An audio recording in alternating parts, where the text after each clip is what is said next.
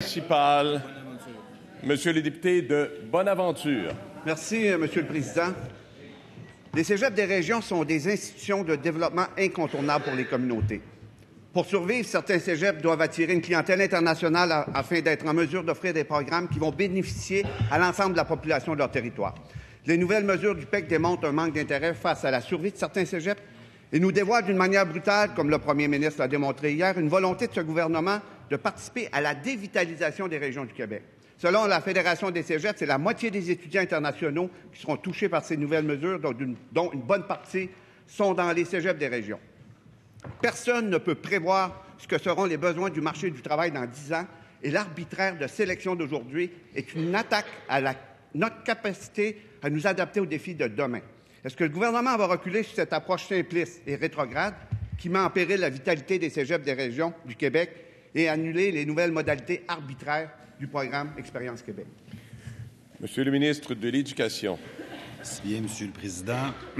Depuis un an, le gouvernement a posé plusieurs gestes pour renforcer l'enseignement supérieur dans nos régions, dans nos universités et dans nos cégeps. On a rétabli le financement particulier pour nos universités en région. On a même offert de l'argent à des universités qui n'étaient pas couvertes au départ. Plus de 15 millions pour aider nos universités en région à jouer leur rôle.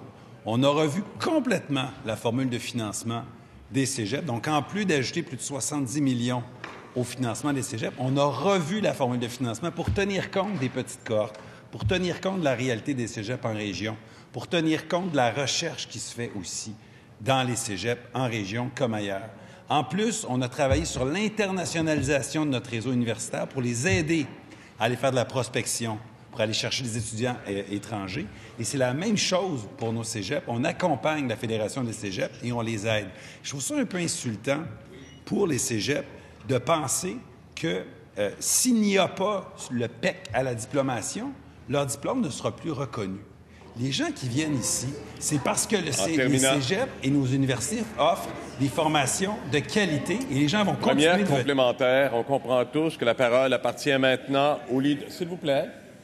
Est-ce qu'on s'entend? La question est maintenant celle du leader du troisième groupe d'opposition. Oui, merci, Monsieur le Président. Je vais vous dire qu'est-ce qui est insultant pour le cégep de Bécomo. Sa technique forestière n'est même pas reconnue dans le programme du PEC. Pourtant, 55 des étudiants viennent de l'étranger, un taux de placement de 100 3 missions déjà prévues en décembre, en janvier, en février en France. Hey, j'ai fait imprimer l'offre d'emploi 10 pieds par 8 pieds sur l'entreprise. Nous embauchons.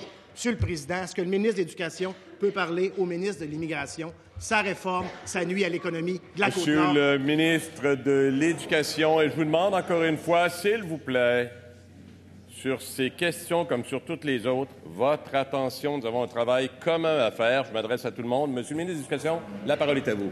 Merci bien. Je veux rassurer le ministre du Travail, de l'Immigration, de l'Éducation et de l'Enseignement supérieur. On travaille ensemble. Et la valeur des diplômes québécois dans nos universités, dans nos centres de formation professionnelle aussi, la valeur est reconnue à l'international. Il y a énormément d'étudiants qui font le choix de venir faire leurs études ici. Parfois pour retourner chez eux ensuite, pour propulser leur carrière et développer leur pays ou leur région. Parfois, ils font le choix de rester ici. Mais je trouve ça insultant pour la qualité de ce qui se fait ici, de dire que si on ne donne pas le PEC à la diplomation, les gens ne viendront plus. Ce n'est pas vrai. Terminant. Nos universités, nos cégeps sont meilleurs que ce que disent les oppositions. Deuxième complémentaire, monsieur le... Est-ce que ce serait possible d'avoir votre attention? Par respect pour la question à être posée, la parole appartient au député de Rimouski. On sait ce que ça vaut, les universités chez nous. On le sait, Monsieur le ministre. 116 étudiants potentiels à Jonquière, 140 étudiants à Rivière-du-Loup. Je suis certain que le député de Rivière-du-Loup vous a parlé. L'Université du Québec à Rimouski, l'ISMER, toute la recherche au niveau de la mer, une centaine d'étudiants. C'est des créneaux d'excellence. Et le recteur, ce matin, nous dit que ça met en jeu toute la section de la recherche au niveau de la mer, de la recherche océanographique, l'érosion des berges. On trouve que c'est important et ce n'est pas dans la liste non plus. Rendez-vous compte qu'un gars comme Boucard Diouf n'aurait jamais été au Québec avec votre réforme. Monsieur le ministre de l'Enseignement, de l'Éducation, votre réponse. Merci. Le problème dans les interventions qu'on vient d'entendre, c'est que mes collègues supposent que s'il n'y a pas le PEC à la diplomation, les étudiants ne viendront plus. On dit, il y a 140 étudiants dans tel programme, dans tel cégep, et ils sont venus en ce moment, mais s'il n'y a plus le PEC à la diplomation, aucun de ces étudiants-là ne serait venu. C'est là où est la faiblesse de l'argumentaire, l'erreur, et c'est là où on vient diminuer la qualité de la formation et des diplômes québécois, et je refuse cet argumentaire.